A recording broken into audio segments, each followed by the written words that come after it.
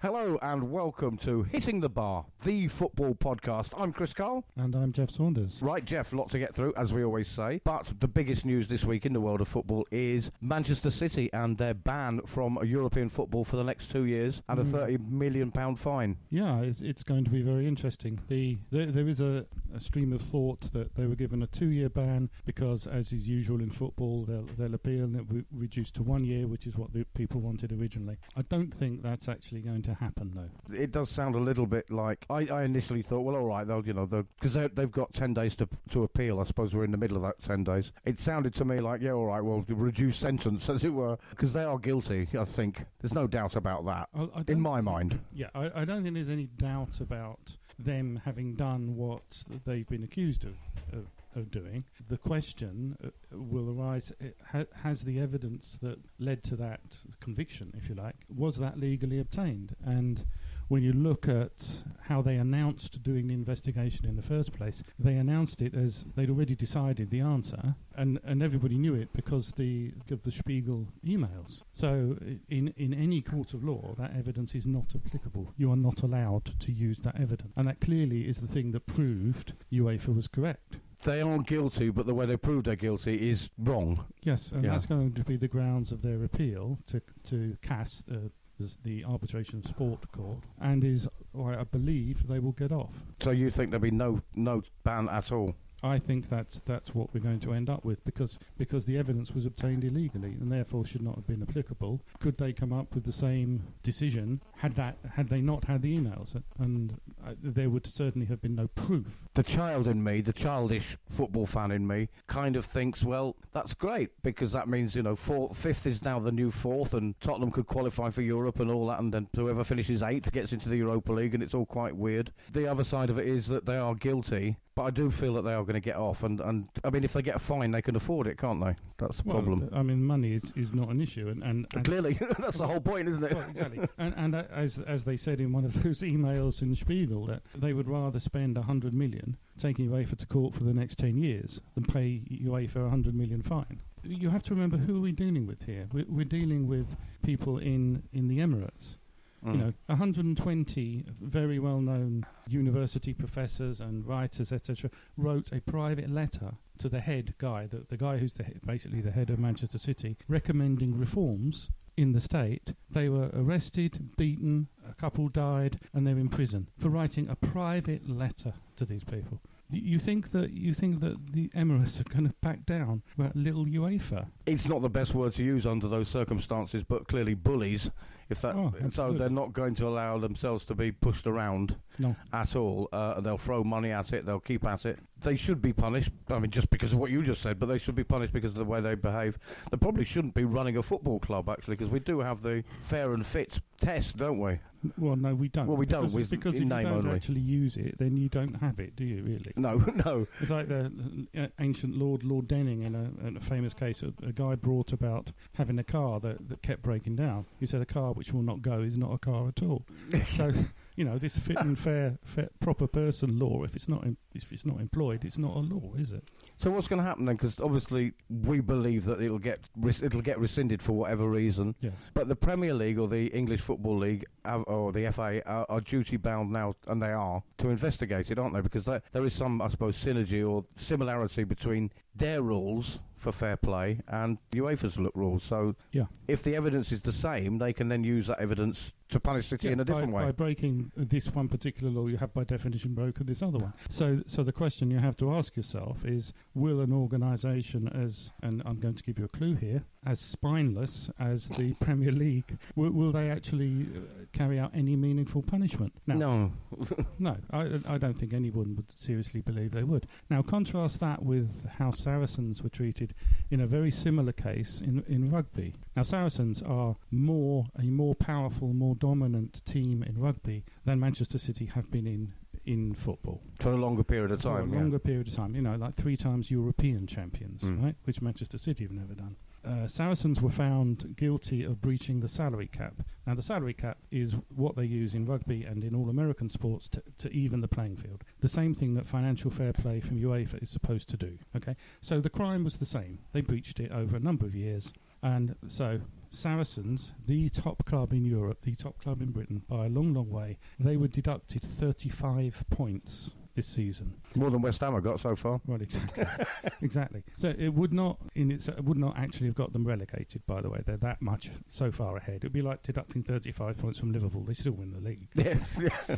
And fined £6 million, which in terms of the finance of the two sports, £6 million for a rugby team is the equivalent of £100 million for a football team. So it's a very serious offence. Then, 3 months later, because Saracens were still doing the thing that they were guilty of before, they were deducted another 35 points. So they would definitely be relegated this season from the Rugby Premier League, right. And then they got another fine. Now, does anybody think that the Premier League, English Premier League, are going to be as ruthless as the rugby union organisation was? They have relegated the top team in Europe because they broke the rules. No, if it was Bury, which is just a few miles down the road from Manchester City, we know what happened to Bury. They've been kicked out of the Football League completely, and then last week defaulted on one of their repayments. So it does look like they're going to go out of business. Yes. But Manchester City, of course, big money earners, big money makers, and big... I hate to use the word because it has some sort of decency surrounding it, but ambassadors for the Premier League in Europe, which they kind of are, yes, financially speaking at least, anyway. So they won't punish them because it's like shooting the golden goose. Well, that is the way that they think, but I believe that they're completely wrong, and I think football fans everywhere would feel far, far happier and far more comfortable if the organisation that runs the sport that we all love actually followed the rules. And so we don't get to see Manchester City in the Premier League next season. Well, tough, yeah. We can live with that. Big teams have been relegated in the past. I'm old enough to remember Manchester United being relegated. Yeah, I mean, such as it is, Scottish football survived without Rangers while they made their way back up to the Premier League in Scotland. Indeed. It helped other teams strengthen, actually. Yes, which kind of meant that now the Premier League is strong, all the better for it. Now that Rangers are back in it, the other teams have kind of brought themselves up a level. So yes, very the only bad thing is that Manchester City fans and players will suffer. Yeah. It's a fitting punishment. The Premier League or the FA can relegate them as far as League Two, can't they? And then fine a massive amount of money. But for the players and for the fans, it is a great shame. But that's life. Them breaking the law got us to see Aguero and De Bruyne and the wonderful. I mean, last season the football they played was out of this world. It was fantastic, and we got the chance to see it. So we just got to say, yeah, that was great. And let the, as Gilbert and Sullivan said, let the punishment fit the crime. Let the punishment fit, yeah. I don't know if the head of the household is a burglar and he puts money on the table by robbing houses and he gets put in prison. It's a shame for his wife and kids, but it's the fitting punishment, isn't it? So absolutely, yeah. There is one other thing about the UEFA trial against Manchester City, and it's turning into a proxy battle between UEFA and FIFA. Now, the genuine battle has been going on for a number of years because FIFA is very jealous of the money that UEFA makes from the Champions League. It's by far the most profitable thing in sport in the world, and FIFA's getting none of the money, and they want it. And that's why we're hearing now talk of a 24-team World Club Championship. And this is because Infantino, who used to run UEFA, now runs FIFA. So he's taken all his ideas and plans with him, and the idea for FIFA is to get into club football, which is where the real money is.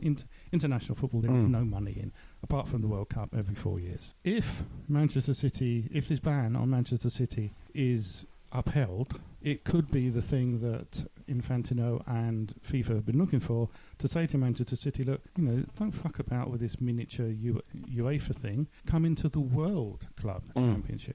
Now, if they get a big team like City in, a lot of others are going to follow. Now, whether they follow or not is going to depend on the TV money that will get paid to it, and the TV money will depend on who's likely to come into it. So it's a bit circular, but that's the way it's going to play out, I think. So I can see if the ban is upheld, City saying, well, yeah, we're off. Okay, fine. Now, the reason why it matters to English football fans is that there isn't enough room in the calendar for an annual 24-team international club competition to go along with the Champions League, the UEFA Cup. What do they call it now, the UEFA Cup? The Vase. The Vase, the Europa League, whatever, yeah. and the Premier League. There just are not enough days to have them all together. So one of those has got to go. Now FIFA obviously want to replace the European Champions League, but there's no guarantee that it won't be teams, the self-styled top six in the UK, or big six as they call themselves, taking themselves out, saying no, we're going to play in this league instead.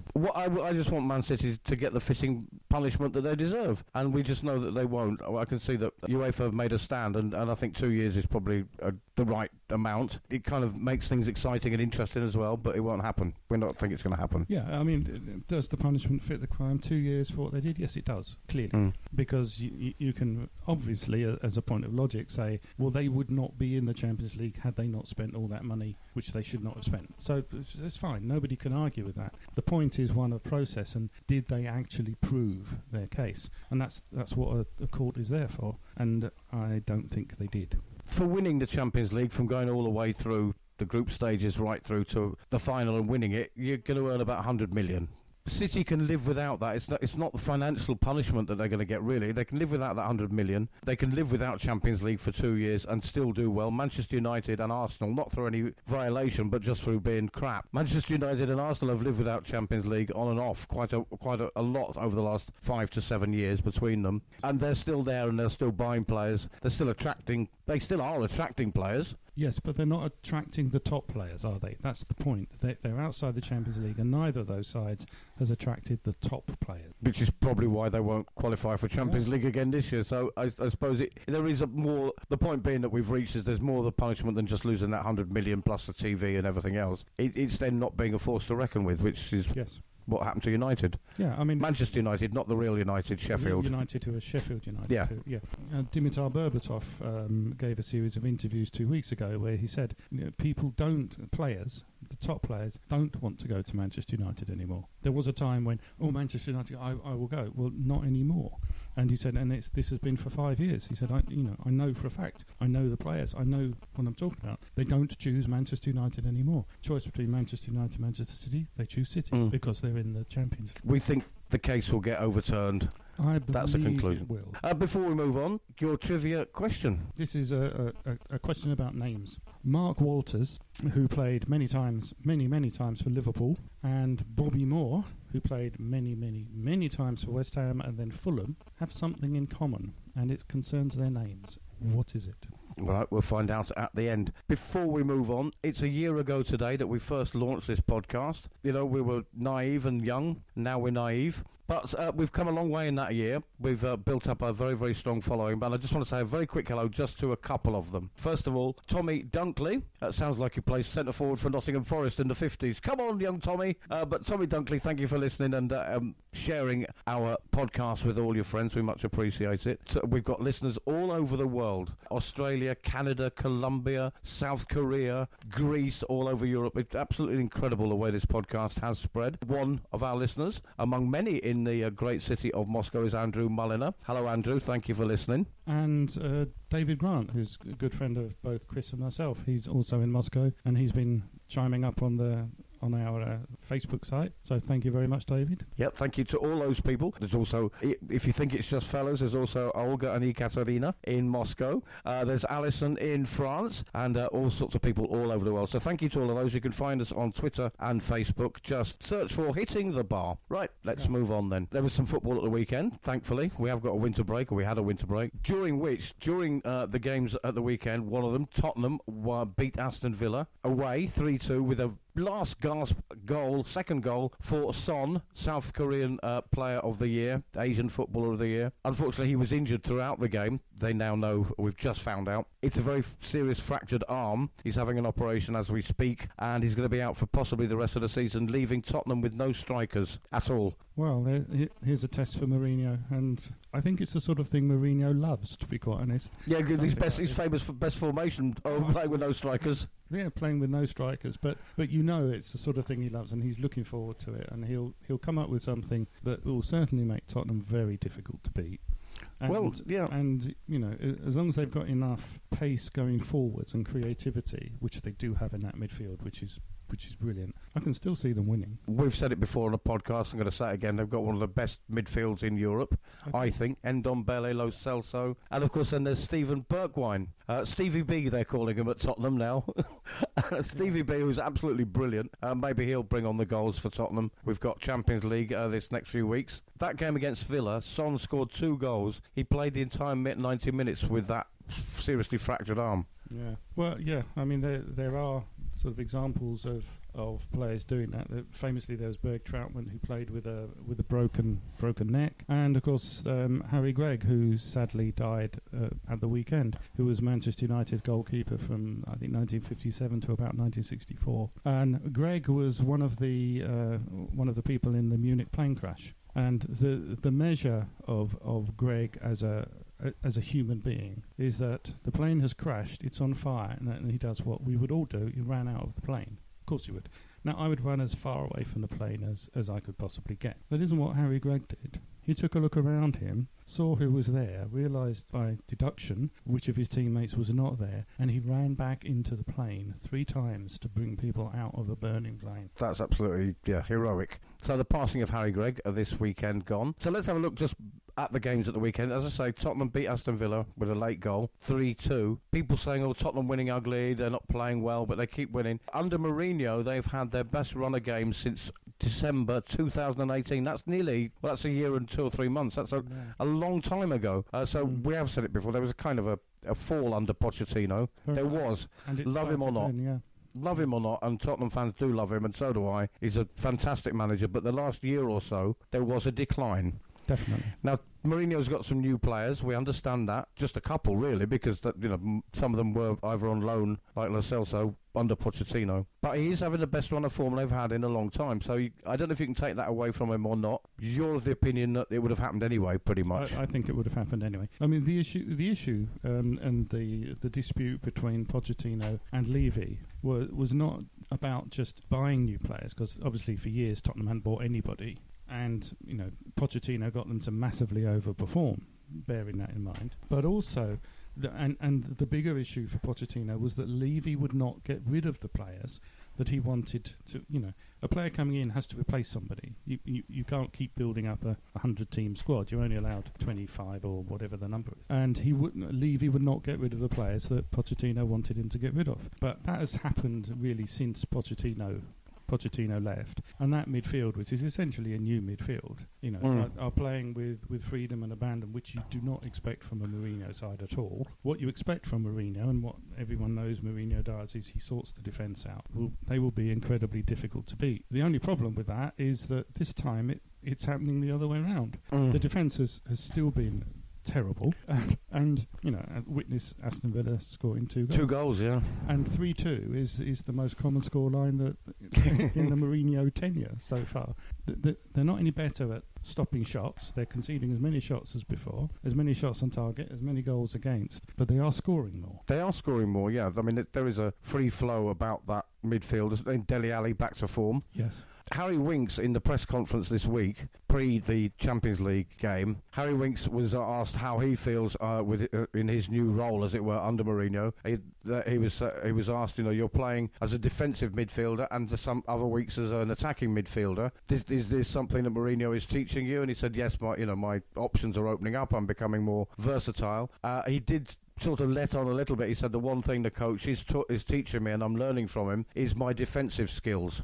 So he's quite an attacking midfielder in a sense, Harry Winks. Obviously Mourinho's reining that in a little bit. I think he sees more attacking skill in the other midfielders that he has, and that makes sense. Lo Celso and Ndombele and Bergwijn, I'd rather have them attacking than Harry Winks. I'd rather Harry just stood in front of the ball and got rid of it. Absolutely. Harry Winks will be much better off learning from Mourinho. You want to keep the game in front of you and let the creative players do their thing. Yeah. He's a nice guy, and he's a very hard-working player, and he's a player every supporter wants at their club.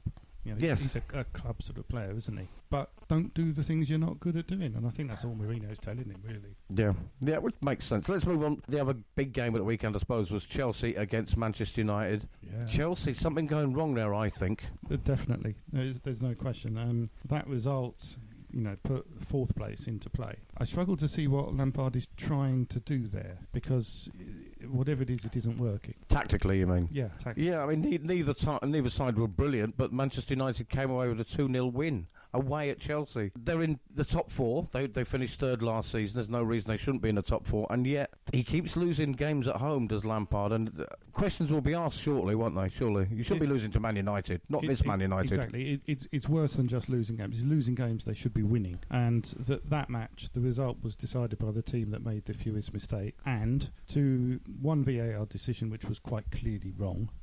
The disallowing the goal, Chelsea's goal, because Azpilicueta pushed someone is an absolute nonsense. He was pushed by a Manchester United player into him, and had that push happened inside the penalty area, there would have been a VAR review and a penalty given. Because it happened outside, there wasn't. So. Yeah, that's something weird about that law. Is it was just outside the box, and therefore VAR cannot be brought into play. That's just nonsense. It was not a foul. It's very clearly was not a foul. You can see Fred push Azpilicueta. So Chelsea had a goal chalked off that should not have been chalked off, and the winner was by Maguire, who should have been sent off before for kicking up into Batshuayi's groin. Son was sent off for less than that. Yes, he was, yeah. Then served a 3-match ban. Yeah. Having said that, VAR went very much in Man United's favour, or against Chelsea, whichever way you want to look at it. But still, Manchester United won the game. You've still got to win the game, even if decisions go in your favour. Yeah. Or Chelsea lost the game. I think it's very much Chelsea lost the game, and the referee, I think, took it away from them. But when you stopped saying all that, Chelsea should have won. They've got the better players, and they were playing at home. They should have won the game. Yeah, they should. If you've got top four credentials, you should be beating even the chasing pack. You should be beating at home. You shouldn't be losing at home, at least. And Chelsea players, stick the players down on a piece of paper side by side. Chelsea players much better than that Manchester United lot. They should have won the game. So you have to then take the next logical step and say, okay, why not? And you've got to start looking at the manager. I like Lampard, and I think he'll be a great manager. At the moment, he's not showing it. Another team who've got a relatively new manager is Arsenal, very much like Tottenham have got Mourinho in. We don't think Arteta's making any difference. Statistically, he isn't. We do now call him the groundsman. That's his new nickname. They finally won a game under Arteta. They beat Newcastle 4-0. Deservedly won, and 4-0 was good representation of the game. If this is what we will see from the groundsman going forwards, then it looks like a good appointment. But it's you can't tell from one match. You can't judge it on one. Newcastle are a very bad team. Yeah, I know you don't like Mourinho, you think he's a has-been, but as I said, they're having their best run of form for a very long time. Arsenal are not. They're no better, are they? They are no better, and if you look at the points per game under Arteta compared to the points per game Arsenal had before, he's still behind the average. So they would be 3.5 points worse off at the end of the season than had they carried on before. It could be even worse for Arsenal if it were not for the fact that this is a very strange season and all the teams from sort of fourth downwards are doing very, very badly. Well, it's a complete shambles. It's a shambles, that's the best word for it. And I'll give you an example. All right, yes, he's having the best run that Tottenham have had in a long time. But when Mourinho took over, they were 11 points behind fourth. They're now 1. They've made up 11 points. That's fantastic. But actually, it's not all down to him or the team, because it's just the other teams around have been equally poor. Yes, that's right. Nobody is consistent. Well, that's not quite true. There are a couple of teams who are consistent. Liverpool are one, and United. And Norwich consistently bad. And Norwich consistently bad. And United, that is the proper United, the ones in Sheffield. Yes, the Sheffield United, yeah. So yes, it's one game. It doesn't, one swallow doesn't make a summer or a relationship. We shall see what happens with Arsenal. But after the game, Aubemayang came out and gave a talk to the press and said something that really, really angered Graham Souness, former footballer. Aubemayang said, finally, under Arteta, but finally, we understand what we're doing. Now... What Graham Souness said, I'm not having that. I think his exact words were, I'm not having that from him. That is wrong. He should not be saying that. Initially, I thought, well, is he angry that that means by default that Emery was not good, and that's what Aubemayang is saying. But Souness went on to say, I'm not having it because he's a professional footballer with over 10 years' experience, earning vast amounts of money. He should already know what he's doing. He said the fundamentals are, if you've got the ball, keep it and pass it forward and score a goal. If you haven't, get it back and try and keep it and keep running. He said these are fundamentals that you should know, and to say we finally understand what we're doing is a ridiculous thing for a professional footballer to say. And he should have known under Emery, he should have known under Arteta. I kind of understand it in a different way, I suppose, that maybe he understands what Arteta's wanting from the players, but still it is a stupid thing to say. I agree 100% with Souness, and I remember back in the day Shankly being interviewed on BBC, and someone saying, contrasting him with these fancy continental coaches, and he said, well, I don't understand all of those things. He said, I think football is quite simple. You tackle to win the ball, you pass the ball to a player on your side. Absolute genius the man was. I know. And when you see the goal, you shoot. And it is that simple. Now, actually doing all that is actually very complicated and very difficult, but it is as simple as that, and as simple as Souness is saying. Now, Aubemayang does appear to be having a pop at Emery, and does he have a point? Well, he kind of does, really, because a lot of people criticised Emery for having no ideas and no plan, and I think the problem was exactly the opposite, that he had too many. Footballers aren't very bright, are they? So that he was probably trying to explain something about Arteta rather than learning how to play football suddenly. Well, I think he was contrasting the approach of Arteta, which we are led to believe is much more simple than Unai Emery's. And people accused Unai Emery of having no vision, but actually the problem was he had too many visions. He had dozens of them. He'd play 3 at the back, 4 at the back, 2 up front, 1 up front, a diamond midfield, 3 in midfield, nobody in midfield. That's when Granit Xhaka was playing. Yeah, it might as well have been nobody. Yeah. Pressing, not pressing, high defensive line, a low block, all of it. So if the Arsenal players were turning around and saying, well, we're confused, I can understand that. As you say, they're not very bright. I get what Souness was saying, and I agree with him that you can't suddenly turn around and say, we know what we're doing. You should have known that before. Yes, 200 grand a week, 10 years experience. But the point being, I suppose, what he's saying in a snide way, possibly, is that Emery was very confusing and couldn't explain things to us. Well, and that came across when you watched them. It was 11 players on the pitch who didn't appear to know what they were doing. Well, 10, because I think the goalkeeper's been quite good. Yeah, and he does know what he has to do, just stop the ball going behind him. Yeah, just can't do it. He knows what to do. He knows what to do, yeah. The groundsman, as we now called Arteta.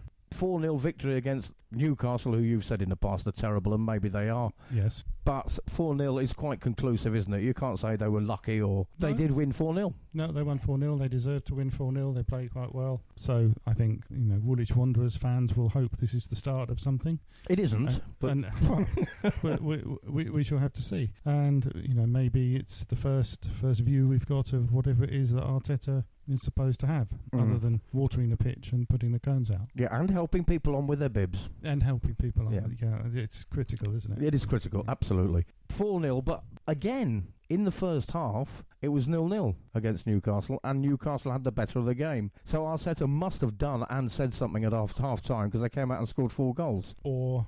The effect of what Bruce said to his Newcastle players wore off with time. It could be that way, yeah. It happens all the time. You set your defence up and your midfield up to help the defence to do this. You must run here, you must run there. And as the game goes on, you get into it and you start forgetting what you've been told.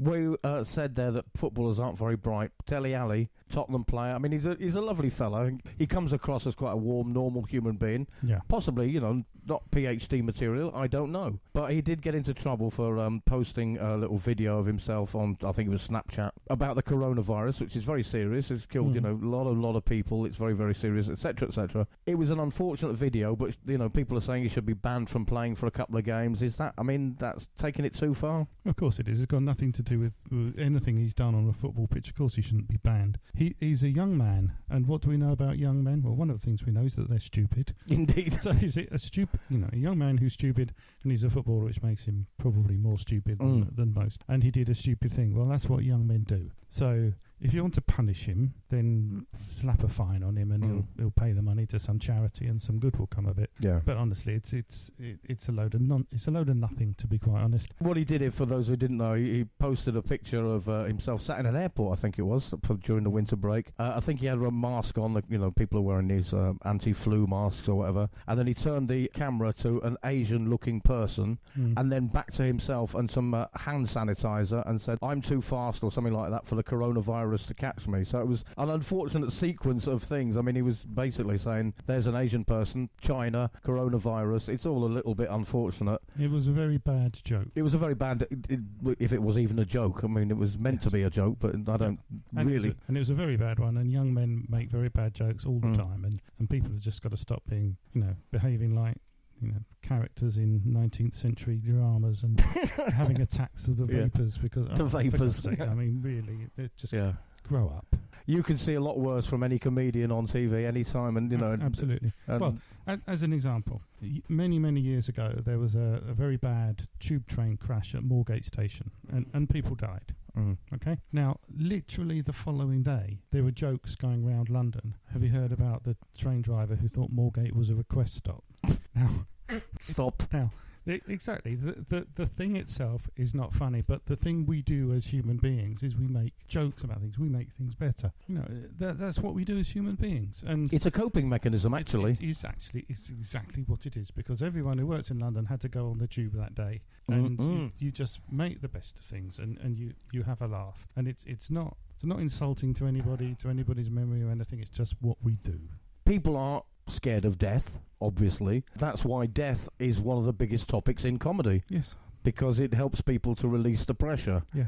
And I should think, Dele and other people are frightened of the coronavirus, and rightly so, it could be deadly, and therefore to make a joke of it kind of vanquishes it somehow, or kind of diminishes it in such a way that you're not so frightened. Well, exactly. And that, along with the fact that he's a 23-year-old, very rich sports person, compounds it and makes it a stupid thing to do and say, but not a big deal. Yeah, I mean, you don't stop people earning their living and punish them on the pitch for a stupid joke they make off the pitch. There is another side to it, though. I think that's just a silly, stupid little boys thing to do, and people get wound up about it and get oversensitive. But at the weekend there was a serious issue. Porto were away at Vitória in the Portuguese Premier League, and Marega, their striker, the Porto striker, attempted to walk off the pitch because from the warm-up right through the match he was being abused, racially abused, and he just had enough. He was upset. He's a young man, and he was upset, and I think he did the right thing to walk off the field, personally. I agree. Yeah. His fellow players tried to stop him, actually, by grabbing him round the waist. Opposing players also tried to stop him and calm him down, I understand that. But I think, really, actually, his fellow players should have just walked off with him.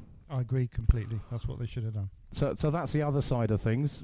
Dele Alli, stupid joke. Walking off the pitch, serious and the right decision. Because you shouldn't, no matter how much you're paid or what you do for a living, 20,000 or 10 people abusing you and racially abusing you for your colour or nationality or where you come from, whatever. Nobody has to put up with that, and I think, he did the right thing. So that's not being oversensitive. No, I agree. And the Portuguese Football Association have come out very publicly in support of him. Well, that's a good thing, and yes. I think things should be done. Things definitely should be done there. All right, let's move on. Well, of course, you can't, we've said, haven't we, just today on this show, that everybody else is playing very badly and you don't know what's going to happen. Man United beating Chelsea. Aston Villa almost getting a draw against Tottenham. There should be a gulf between them. There isn't. Norwich narrowly losing to Liverpool, who are the only kind of consistent team, and they're breaking records. Indeed, yeah. And you forgot to mention United getting into the top 5. And by that I mean Sheffield United, of course, who are the United, the Premier United, yes. in the Premier League. Which reminds me, just to interrupt you, hello to Keith Smith as well, who's a Sheffield United fan and one of our listeners. Yeah, but he's also a referee, so we don't want to be too kind to him. No, okay. Mr. Keith Smith then. Okay, right, yeah, okay, yeah. Liverpool's. Well, they just keep going on, don't they? It's 100 out of the last 102 points. Yeah, ridiculous. It's astonishing. They've got as many points now as Manchester United got winning the league in 96-97. And there's still how many games to go? Ridiculous. It is ridiculous. They're 25 points ahead. Ironically, there was one game where they really should have lost, and that was against Watford, believe it or not. And 3 or 4 games they probably should have drawn, but ended up winning. Against Leicester is one that I famously remember because Leicester were robbed in many ways by a decision in Liverpool's favour. Yeah. So they should have drawn the game against Leicester. The only team they did draw against, unbelievably, is Manchester United. The only team to have taken a point off them all season. So it's a quite extraordinary performance by them. Quite extraordinary. What I find most interesting is reading the newspapers, and I do read a lot of the newspapers, and particularly there are a majority of football correspondents correspondents who are Manchester United fans. I mean, they admit it, and fair play to that. You can't cure something if you're not going to own up to it. And they're saying, the UEFA Champions League last year was weak in 2018-19 because Liverpool, the eventual winners, lost 4 matches on the way to the final. Okay. But the same people who say that say the Premier League this year is weak because Liverpool have won 25 and drawn 1 of their last 26 matches. Which is it? Is it a sign of strength or a sign of weakness? Yeah. But they are extraordinarily good. Yeah. And they're doing what the best teams over history have always done. They find a way to win. Are they going? Yes, they do, and they keep going. No signs of slowing up. Are they going to carry on and retain the Champions League as well as win the league? That would be an incredible feat if they could. I would actually love them to win a treble, genuine treble. You think it's possible? I think I was just about to say who's going to beat them, but Atletico Madrid under Simeone are exactly the sort of team that can do it, because Simeone is just such a clever coach. So he's absolutely brilliant at setting that team up to be a complete thorough nuisance to the opposition. They've had a bit of a torrid time of it lately, though. Simeone's team there, they've not. I think they've won 1 in 9 or something. There's been a bit of a free fall there. But what you're saying is that he will set up against Liverpool in a certain way to frustrate them, whereas maybe in the league he's not having the run of the green, as it were. But somehow he'll work out Liverpool because he's a clever coach. Yeah, I mean, and that's the point about cup competition. It's one game, and then it's another one game. It's not the full season long. So you can be bad in the league and good in the cup, and many teams have been exactly that. Wigan. Well, yeah, but also look at Real Madrid in Spain the last few years. Haven't been able to get within touching distance of Barcelona in the league, but they win the Champions League. Yes, yeah. In a series of one-off games, anything can happen, and they've got this £1 billion squad that's got players like Bale who can literally bail them out and get them a win. Yeah. All right, we shall see what happens, but I can't see them going all the way in the Champions League, but everybody else that's left in the Champions League, there isn't anybody that you would say were better than them. No, none at all. You look at Tottenham, no. Leipzig, probably not. Leipzig, top of the German league, by the way, facing Tottenham this week in the Champions League. Yeah, the good side, very well managed. And we've just learnt that Son, Tottenham striker, who obviously when Harry Kane is not there, bangs in the goals. 6 goals in 5 games now for him. Fractured his arm in the game against Aston Villa. Is going to be out for a few weeks. So suddenly Tottenham have got no strikers, and we're facing top of the league Leipzig in the Champions League. So Tottenham probably not a contender. The rest are also as good as, but not better than Liverpool. No, that's quite right. It's very difficult to pick a winner in the Champions League. It is. Shall we have a little look at what's happening this coming week then? Yeah. Some fascinating fixtures coming up this weekend, Geoff. Chelsea against Tottenham. Well, on form, you'd have to say it's probably a 3-2 away win to Tottenham. Yeah, it's 3-2, the score of choice for Mourinho. But I don't see Chelsea losing 2 in a row at home. There would be surely questions asked if that happens. No, I'll stick with that. I'll say 3-2 to Tottenham away. Yeah. Okay, I'm going to go for the draw. Burnley against Bournemouth. Should be a Burnley win, I would think. It should be Burnley coming back into their own a little bit now. Yeah. Crystal Palace, who are winless this year. They're in a bit of a free fall. They haven't won in the league this year. Palace against Newcastle. Oh, Palace win. Palace win, yeah, we'll go for it. And then Sheffield United against Brighton. That's surely United. Sheffield. The United. Yeah. United win that one, yeah. Yeah, the United. United, yeah. Sheffield United to beat Brighton. Southampton against Aston Villa. That'll be a game, actually. That would be a very good game to watch. That could be the game of that Saturday's big game. That could be, because both needing a win to get back out of those sort of that bottom half, as it were. Southampton narrowly beaten by Burnley, and Aston Villa narrowly beaten by Tottenham. I think Villa can win that. Yeah, I'll go for Villa. All right, we're going to go for Villa in that one, I think. If the referee protects Grealish. Yeah, the poor lad's getting battered all over the place. Yeah. And then, well, we said Chelsea, Tottenham and Southampton Villa big games, but Leicester against Man City is the late game on Saturday. You may be listening to this after that game's been played, but that is a big game because you're looking at who's going to finish 2nd, 3rd or 4th. Yeah, I'll go for Leicester win, I think. Yeah, I was going to say a Leicester win, and I'll tell you for why. All the storm and uncertainty surrounding Man City, I think, will affect the players a little bit. The whole thing about the Champions League? Will they get a points deduction in the Premier League? Will the manager now think of leaving? All these kind of things. There's just a whole media storm around them. I think they'll be a little bit unsettled. And I think Leicester are due a proper win because they've been a little bit off the boil. I think a Leicester win. All right, so that's Leicester beating Man City. That would consolidate their place in the top 4. Manchester United against Watford is a Sunday game this week. Watford win. Watford win. You think Man United would lose at home to Watford? Yeah. I'm going to go for a Man United win. And then Wolves against Norwich. Wolves win, surely. Wolves win. Yeah. Wolves win. Sorry, Norwich. You're down and out and finished, we reckon. Yes. Arsenal against Everton. Arsenal against Ancelotti. Look who you could have had, really, as your manager. Oh, indeed, yeah. I mean, he's clearly had an impact since he's taken over at Everton, hasn't he? It's very obvious. Well, yes, yeah. I mean, since he took over, statistically speaking, only Liverpool have got a better record in the Premier League. Yeah. Since Ancelotti took over at Everton, obviously not the whole season. Yeah, Everton to win. Yeah, I'm going to go for Everton to beat Arsenal away. And of all the new managers, even at Watford, there's been a little bit of a spike with the new manager there, Nigel Pearson, who's reinvented himself somehow. And Watford have definitely been playing better.